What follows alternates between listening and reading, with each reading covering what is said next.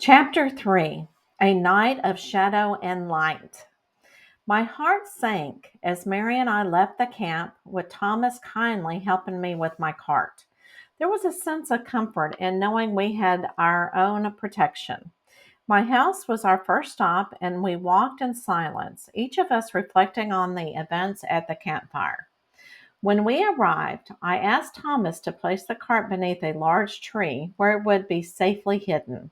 I then embraced Mary and bid both Matthew and Thomas farewell, wishing them well as they continued on their way. We lived outside of Jerusalem. My father sought privacy in my mother's passing. I provided him company and helped with daily chores. After his death, I stayed in the shelter for the same reason: privacy. As a female living alone, it was considered lowly and dangerous. No one would want to marry me as I had nothing to offer, no money or nice items. When Thomas, Matthew, and Mary left, my heart felt alone. I made sure the opening to my house was blocked and secured. I lit a candle and poured myself some wine. Then I heard a noise outside. I suddenly did not feel alone. It was like the wind blew something in. The noise grew louder, and I realized I had an intruder. Quickly, I blew out the candle, and I could still smell the smoke. The intruder entered my house. He was large, but it was too dark to see him clearly. He found me and slapped me across the face. I felt the burning on my cheek and tasted blood. I couldn't speak. He yelled, "So you think you and your friend can speak in public like men? I will treat you like the woman you are." He must have followed us to the house. Paralyzed by fear and his strength, I couldn't move. He violated me. As he did, I began to see light in my head. I saw my father, who told me everything would be okay. I could feel his love. As my body lost awareness, a light surrounded me, and I saw a beautiful woman approaching with a radiant smile. She didn't speak, but I could hear her. She told me I had a beautiful, loving spirit and much to show the world. She also said the heavens were always with me. I knew this angelic being was my mother, whom I had never known. I felt her loving energy leaving and reached out to her. Go in love. I couldn't hold back my tears. I felt someone holding my hand as I opened my eyes. Jesus and Mary were looking down at me. "There she is. Sarah, you are safe. Try to breathe and relax," Jesus said. I could smell the oils they had placed on my body.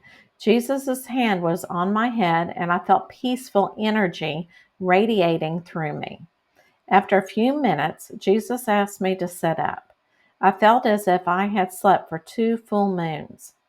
As I sat up, I saw my younger self standing next to Mary.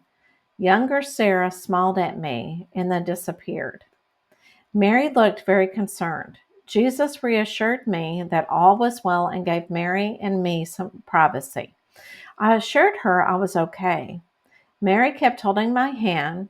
I suddenly realized I was lying in my cart, which was made up as a bed with a blanket over me. Mary told me she came to my house to help me get ready for the market. When she approached the opening, she knew something was wrong.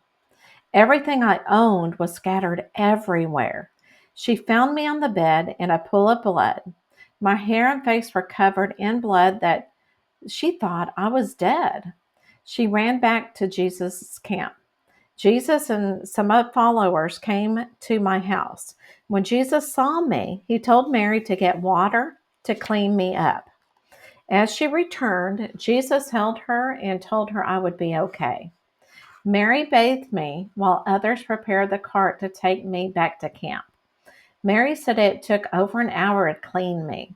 She found clean clothes and redressed me, her tears helping to wash away the blood. Once she was done, she told everyone I was clean. Jesus instructed them to carry me carefully to the cart and get a blanket. He told Mary to gather anything important from my house, since I would not be returning. Jesus returned with a cup. Here, please drink these herbs. They should make you rest and feel better. I drank it, feeling my eyes grow heavy. The last thing I remembered was Jesus telling me I was safe. Reflections for Chapter 3. Number 1. How does the contrast between the darkness of the intruder's actions and the light of the vision Sarah experiences highlight the spiritual battle between fear and love? Number 2, Sarah's visions of her father and mother provide comfort during her trauma. How do these visions reflect the presence of divine love and guidance in times of deep suffering? Number 3, Jesus and Mary's roles in Sarah's recovery emphasize their compassion and healing presence. How does this scene reflect the concept of spiritual healing and the role of community in the healing process? Number 4, the appearance of Sarah's younger self during her recovery suggests a reconnection with her innocence and purity. What might this signify in terms of her spiritual journey and the restoration of her soul? Number 5, Sarah's encounter with an angelic vision of her mother offers her reassurance and love. How does this encounter with a divine being shape Sarah's understanding of her own spiritual essence and purpose? Number 6, the intruder's attack is a stark reminder of the dangers Sarah faces as a woman living alone. How does her experience reflect the spiritual challenges of vulnerability and the need for divine protection? Number 7, after the trauma, Sarah is surrounded by the loving care of Jesus, Mary, and their followers. How does this scene illustrate the power of spiritual community in providing safety and comfort? Number 8, the chapter ends with Jesus giving Sarah a drink of herbal medicine to help her rest. How does this simple act symbolize the integration of physical and spiritual healing? Number 9, Sarah's house, once a place of privacy and safety, becomes a site of violence. How does her departure from this home signify a shift in her spiritual path and her readiness to embrace a new chapter in life? Number 10, what role does forgiveness play in this chapter, both for Sarah and for the reader's understanding of the spiritual teachers within the memoir?